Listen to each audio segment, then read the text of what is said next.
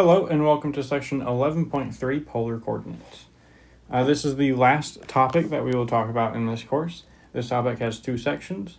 Similar to parametric equations, this section is what are polar coordinates, and the next section is now that you know what polar coordinates are, how do we do calculus on these polar coordinates. So the Cartesian coordinate system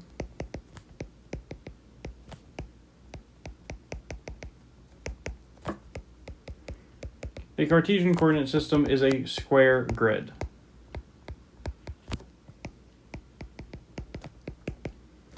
The point x comma y means go over x and up y. If we were to draw our Cartesian coordinate system, you would do this, and then you would proceed to draw a whole bunch of lines saying that's x equals 1, x equals 2, x equals 3, x equals 4.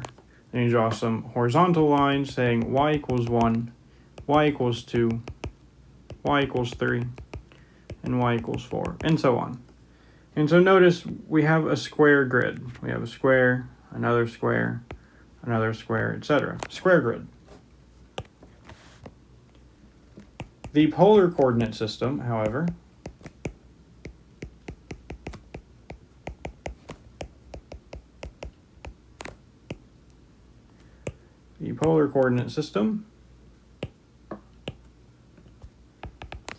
is a collection of concentric circles instead of a square grid.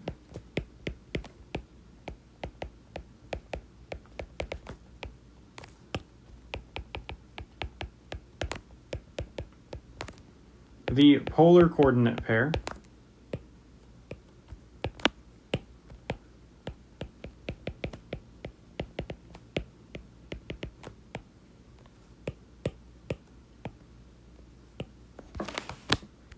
r comma theta means go out r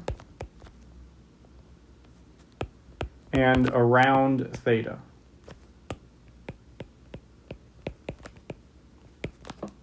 Where around starts at the positive x-axis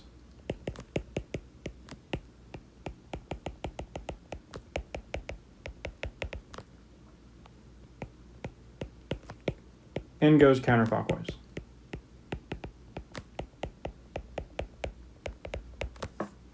So if we were to draw our standard polar coordinate system, we would draw our axes, and then we would draw some concentric circles.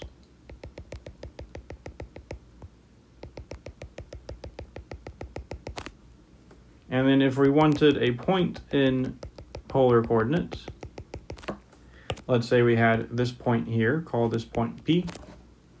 This point represents r comma theta, where if you draw the line between P and the origin, the angle produced is theta, and the length of this line is r.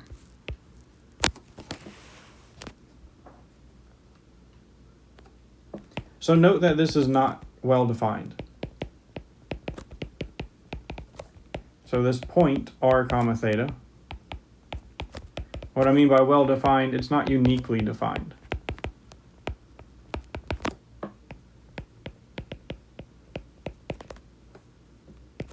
So consider 4 comma pi over 4. This is approximately what I drew for point P.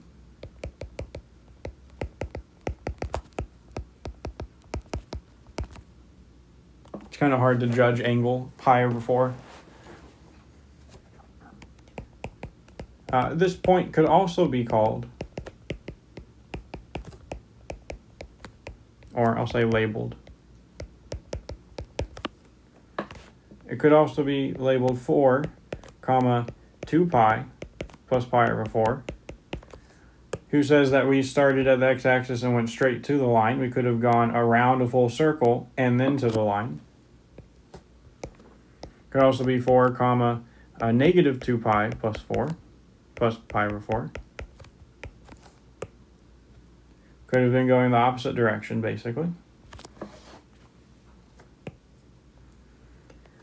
In general, it could have been 4 comma n pi plus pi over 4 for n some integer. It could also have been negative 4 comma 5 pi over 4. Could have been that we went around 5 pi over 4, but then we went backwards 4. Instead of going out 4, we went backwards. And then for that matter, it could have been negative 4 comma n pi. Sorry, we need 2n pi. 2n pi plus 5 pi over 4. Again, who's to say that we didn't go around a full circle and then to pi over 4 and then back 4, etc. So these points are not uniquely defined. We normally like to have r be positive and theta be between 0 and 2 pi, but that's not always the case. So example. Oops. Graph the following sets of points.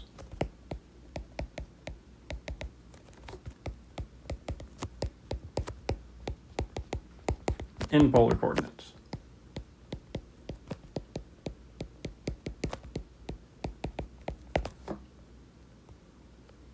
So A, let's look at the set defined by r between 1 and 2, and theta between 0 and pi over 2.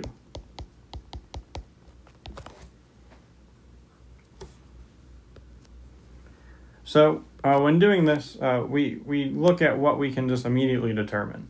So this theta between 0 and pi over 2, all this is saying is that we are in the first quadrant. We're in Q1.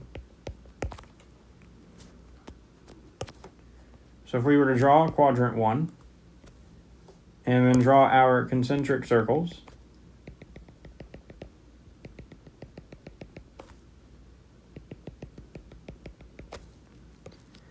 then what this, then theta between 0 and pi over 2 means we're going to take everything in this region that satisfies everything else.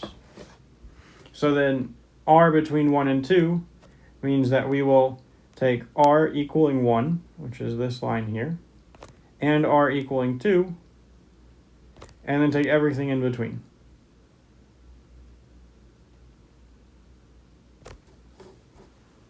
So this is the region defined by r being between 1 and 2, and theta between 0 and pi over 2.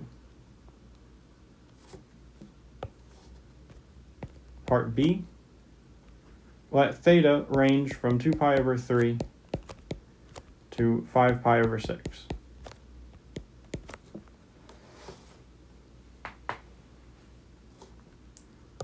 So first off, we notice there's no restriction on r. So this means we have infinite lines.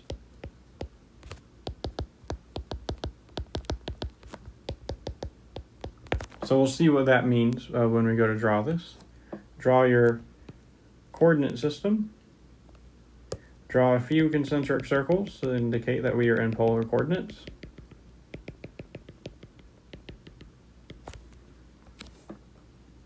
Then we find the angle 2 pi over 3 and 5 pi over 6.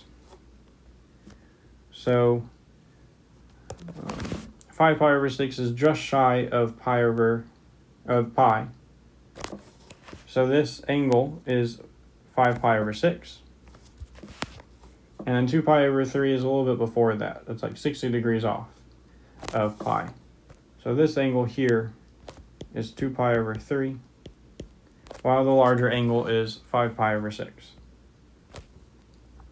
We are then saying that r can be anything, so we're just going to go off, so we'll include everything in this region. And then theta lies between it, so we're just shading in all of this region.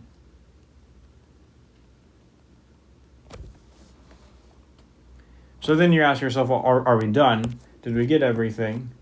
And this is if r is positive, but r could also be negative, which means we would do the same angle, but then go backwards.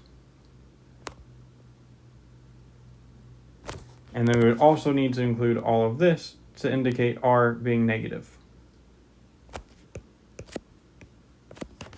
So this is r greater than 0, this is r less than 0.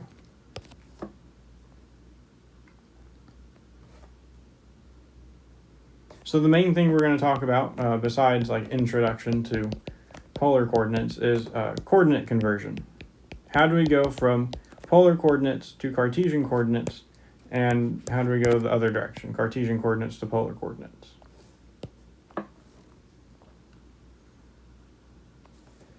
So we consider a point. We're trying to derive some conversion formulas. We consider a point in polar coordinates.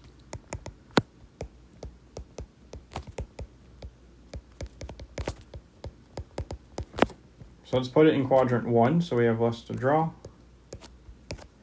We take a random point here, call this r comma theta. What does r comma theta mean?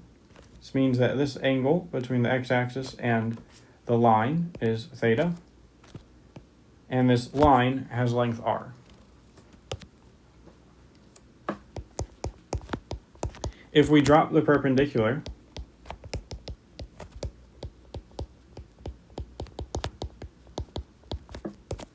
so we, at our point, drop a line that is perpendicular to the x-axis. Then we get a right triangle.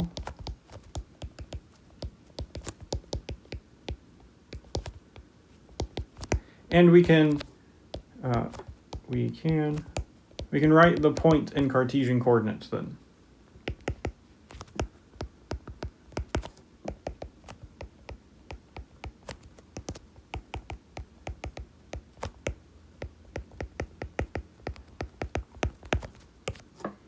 So this value is x.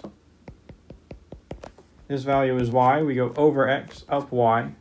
So then this point is the point x comma y in Cartesian coordinates.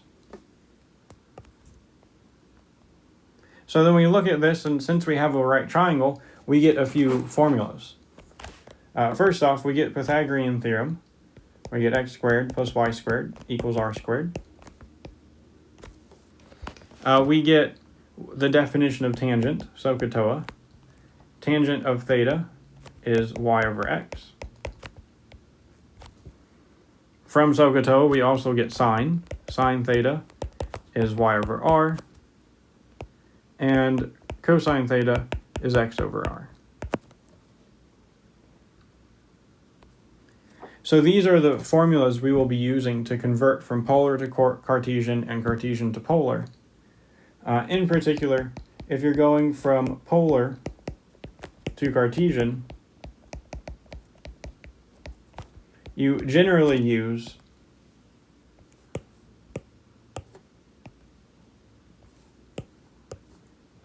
x equals r cosine theta and y equals r sine theta.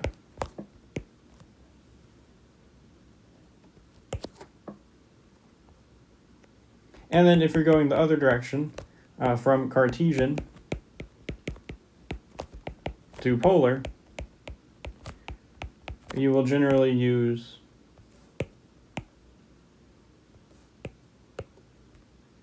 r squared equals x squared plus y squared, and tangent theta equals y over x.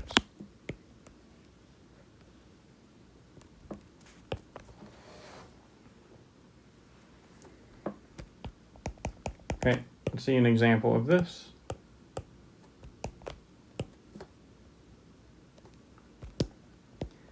Convert the following from polar to Cartesian.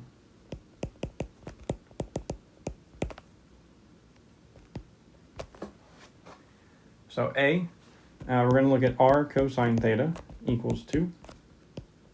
This one's pretty straightforward. The idea is we have to eliminate all the r's and all the thetas and replace them with x and y. Well, the definition of x is r cosine theta.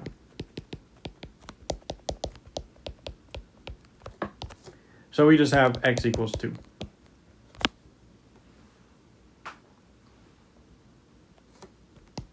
Part B, we have r squared cosine theta sine theta equals 4. So it's also a little bit straightforward, that is just a little bit hidden. So we want, we have cosine theta and sine theta. We want to use these formulas to get rid of the thetas, but to do that we need an r in front of the trigonometric expressions. So we're going to use the fact that you can multiply in any order. So we have r squared cosine theta sine theta. This equals r cosine theta times r sine theta. R cosine theta is x, r sine theta is y. And we know that, going back to the original equation, r squared cosine theta sine theta equals 4. So we have xy equals 4.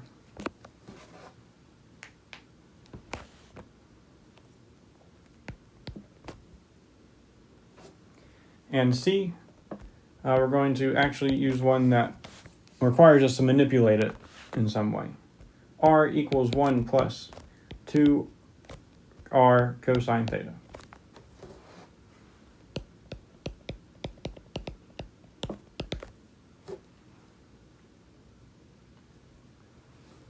So looking at this, r cosine theta is x. So we don't need to do anything there, but we need to do something to get rid of this r.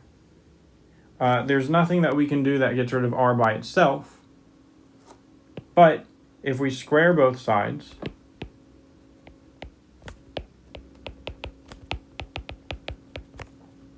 then you have r squared equals 1 plus 2r cosine theta, quantity squared. And then we can use the fact that r squared equals x squared plus y squared. And that equals 1 plus 2, we already said r cosine theta is x. And we have gotten rid of all r's and thetas, so we are done.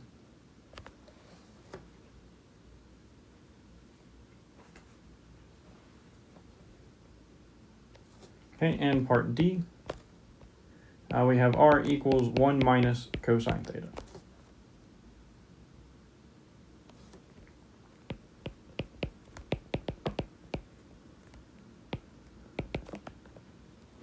So again, we have to add an r in front of this cosine theta in order to get rid of it.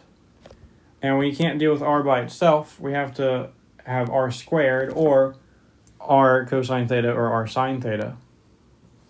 So what we're going to do, since we need an r on both sides, we just multiply both sides by r. So we get r squared, which is good, equals r minus r cosine theta. R squared we can deal with, r cosine we can deal with, but we can't deal with the r by itself.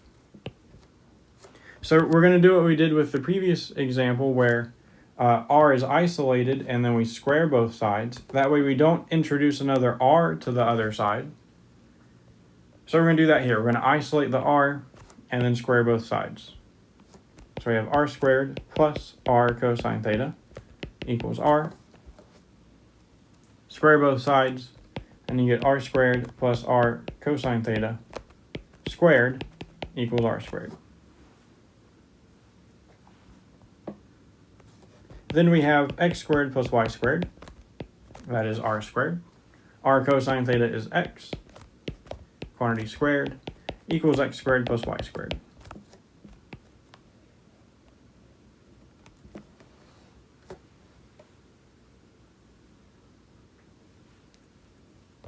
And last example for this section. Let's go the opposite direction. Convert the Cartesian coordinate equation, x squared plus y minus 3, quantity squared equals 9. Convert this to polar coordinates.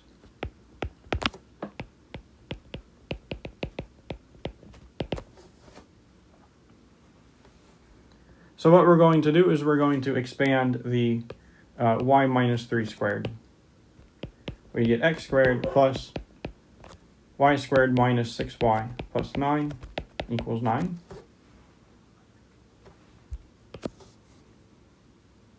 The 9's cancel. Oh, wrong thing. So we're left with x squared plus y squared minus 6y equals 0. X squared plus y squared we know is r squared, and we know that y is r sine theta. So we get r squared equals